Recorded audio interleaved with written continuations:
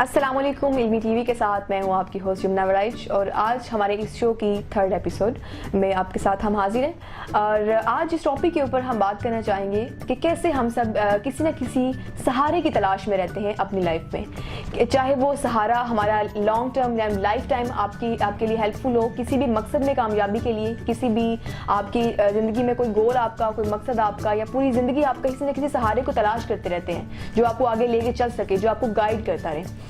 तो इसी टॉपिक के ऊपर आज हम बात करेंगे अपने सर मोहसिन नवाज साहब के साथ। जी सर, क्या कहना चाहेंगे? क्या चल रहा है आपका? अल्हम्दुलिल्लाह सर। शो पर आप काफ़ी एक्साइटमेंट आपकी नुमाया है लहजे में, तो टॉपिक भी बड़ा ज़बरदस्त है। वाकई माशरे में ये जो सहारे का लफ्ज़ है, ये सुनते ही एक बहुत अच्छी सी फील आती है कि वो मेरा सहारा है। गानों में भी ये लफ्ज़ काफ़ी इस्तेमाल होता है, या किसी का सहारा बनना या किसी का सहारा होना ना होना, ये काफ़ी मानी रखता है। हाँ जी। बात बड़ी इंपॉर्टेंट है, लेकिन मैं ये कहूँगा इस बारे में कि काश हम सब लोग बेसहारा हो जाएं। अरे नहीं सर, बेसहारा हो जाएंगे तो हम कैसे सरवाइव कर पाएंगे? बेसहारा बिल्कुल, ये आपको बददुआ सी लगी है। ये बेसहारा हो जाएंगे कैसे? मैं इस कॉन्सेप्ट को बताता हूँ कि ये मैंने किस नज़र से कहा, और मुझे उम्मीद है कि हमारे जो व्यूअर्स हैं और आप भी, जब मैं इसका कॉन्सेप्ट आपको दूंगा तो यकीनन आप इसकी हिमायत करेंगे या अपने ख्यालात पे नजरसानी जरूर करेंगे। कहानी एक छोटी सी सुनाता हूँ। जी जी श्योर। एक मुल्क के बादशाह को उसके पड़ोसी मुल्क ने उकाबों की एक जोड़ी तोहफतन भिजवाई। बादशाह सलामत ने अपने वजीर को दरबार में तलब किया और कहा कि वजीर बातदबीर, इस उकाबों की जोड़ी की बेहतरीन परवरिश की जाए। हम कुछ अर्सा बाद इनकी एक शानदार परवाज देखना चाहते हैं। ठीक है। और वजीर का अंदाज तो आपको बताइए क्या होता है। उन्होंने कहा कि जो हुक्म आली जा, और ये कह के उन्होंने जनाब उकाबों की जोड़ी वसूल की और दरबार से रुखसत हुए।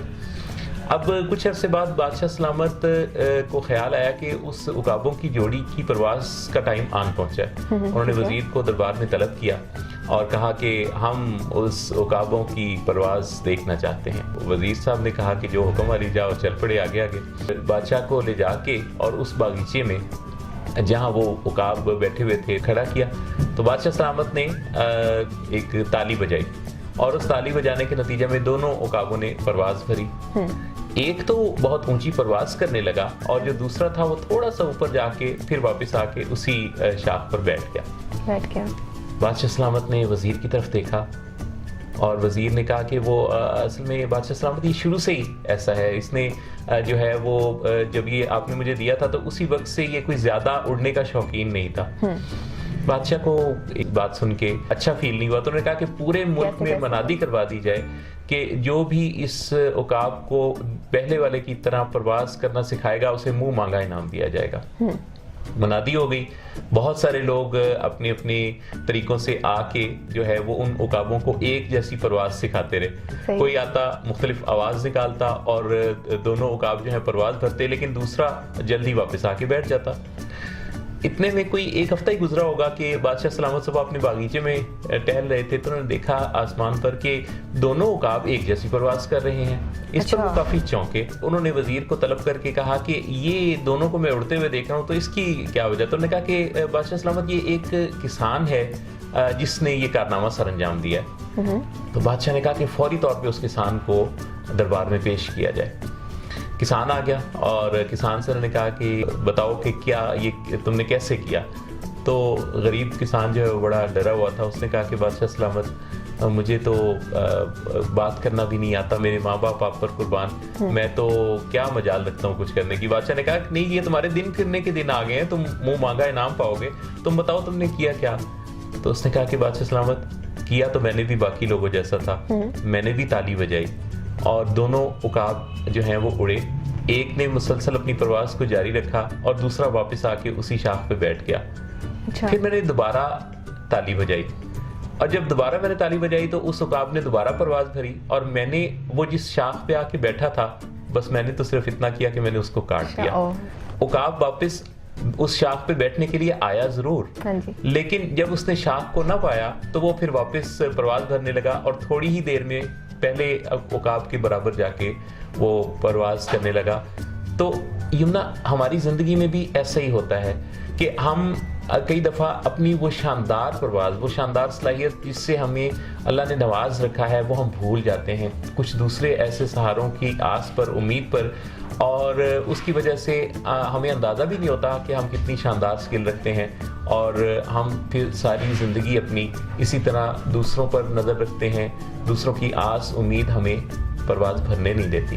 सर बहुत ही खूबसूरत एग्जाम्पल के साथ आपने बात समझाई है वाकई में, और बिल्कुल ऐसे ही होते हैं। हम बहुत सी सहारों की तलाश में रहते हैं कि कोई हमें आगे लेके चले, कोई हमें आगे लेके चलने वाला, उंगली पकड़ के हमें चलना जो है हमारी एक आदत बन चुकी है। तो इसमें सर जैसे आप देखते हैं हमारे सियासतदान होते हैं, मुँह से ऐसे वादे करते हैं, मैं जीतने के बाद ये कर दूंगा आपके लिए, तो हमेशा उनकी जो है उनकी तरफ आंखें हमारी रहती है, नजरें उन तरफ रहती हैं। तो खानदान में भी कई लोग होते हैं जो आपको मुसलसल आस दिलाए रहते हैं कि मैं बाहर जाऊंगा तो मैं आपके लिए ये कर दूंगा, या मैं आपको फलां जगह सेटल करवा दूंगा।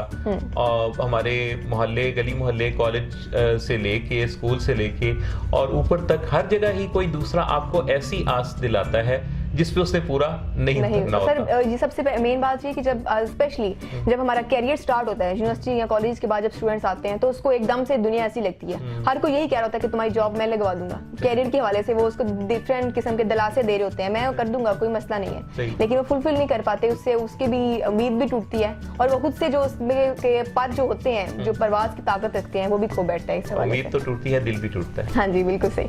सर वैसे अब आपसे एक बात कहूँ, हाँ क्या? अल्लाह करे कि हम बेसहारा हो जाएं। अच्छा ठीक है, okay, thank you so much. बहुत अच्छी एग्जांपल के साथ आपने बात समझाई कि अगर सहारा नहीं होगा तो हम खुद से उड़ना सीख लेंगे, माशरे में सर्वाइव करना। Thank you so much. Thank you, बहुत शुक्रिया हमारी वीडियो देखने का, और उम्मीद करती हूँ कि आप सबको ये हमारा प्रोग्राम पसंद आया होगा। काइंडली हमारी वीडियो लाइक कीजिएगा, कमेंट कीजिएगा, इसकी हमें बहुत ज़रूरत है, और आगे आप शेयर कीजिएगा। Thank you very much.